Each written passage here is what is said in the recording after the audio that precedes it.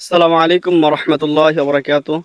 আলহামদুলিল্লাহি রাব্বিল আলামিন ওয়াসসালাতু ওয়াসসালামু আলা সাইয়্যিদিল মুরসালিন ওয়া আলা আলিহি ওয়া আসহাবিহি আজমাইন। আলহামদুলিল্লাহ, সমস্ত প্রশংসা আল্লাহ তাআলার জন্য, যে আল্লাহ তাআলা আমাদেরকে সবুজ শ্যামল এরকম ভাবে বরকতময় মাঠে আল্লাহ তাআলা রিজিকের ব্যবস্থা করেছেন। শুকরিয়া জ্ঞাপন করি আলহামদুলিল্লাহ। আপনারা জানেন যে বাংলাদেশের তাপমাত্রা আস্তে আস্তে এরকম বৃদ্ধি পাচ্ছে। এর মধ্যেও কৃষকেরা মাঠে এরকম ভাবে কিন্তু তারা রৌদ্রের মধ্যেও কিন্তু কাজ করতেছে। তারা কিন্তু এরকম ভাবে রৌদ্রকে অপেক্ষা করতেছে না, তারা তাদের কাজ চালিয়ে যাচ্ছে। আমরা আজকে আপনাদেরকে দেখাবো যে রৌদ্রের মধ্যে যারা এরকম ভাবে কাজ করতেছে তাদের অনুভূতি কিরকম। এরকম ভাবে দেখতে পাচ্ছি একজন কৃষক এই প্রখর রৌদ্রের মধ্যে এরকম ভাবে ধান কাটতেছে। আমরা তার অনুভূতি কিরকম লাগতেছে বা কিরকম লাগতেছে তার কাছ থেকে আমরা শুনবো, দেখি কি তিনি কি বলেন। যে আপনি যে রৌদ্রের মধ্যে ধান কাটতেছেন, মানে আপনার কিরকম কষ্ট হইতেছে, বা এই সময় বৃষ্টি হলে ভালো হতো নাকি মানে এরকমই থাকলেই কৃষকদের জন্য সুবিধা, আপনি এটা কিভাবে দেখবেন?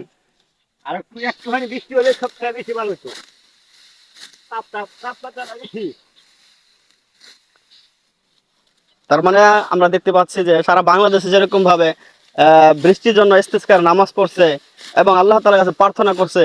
হ্যাঁ, আমরা দেখতে পাচ্ছি যে বৃষ্টি না হলে কিন্তু কৃষকদের জন্য সুবিধা, কিন্তু এত তাপদাহ থাকার কারণে তাদের জন্য কাজ করাটা অনেক কষ্টসাধ্য।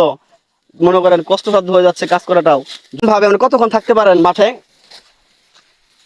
30 মিনিট। 30 মিনিট পরে সামান্য সময় রেস্ট নিতে হয়। হ্যাঁ, রেস্ট নিতে হয়।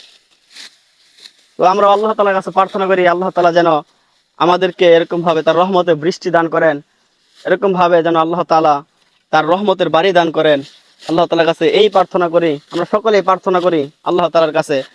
আমরা এরকম ভাবে জানতে পেরেছি যে বাংলাদেশের কয়েক জায়গায় এরকম ভাবে বৃষ্টি আলহামদুলিল্লাহ হয়েছে, সিলেট হয়েছে, চট্টগ্রাম হয়েছে, আর গত রাতে নারায়ণগঞ্জ হয়েছে।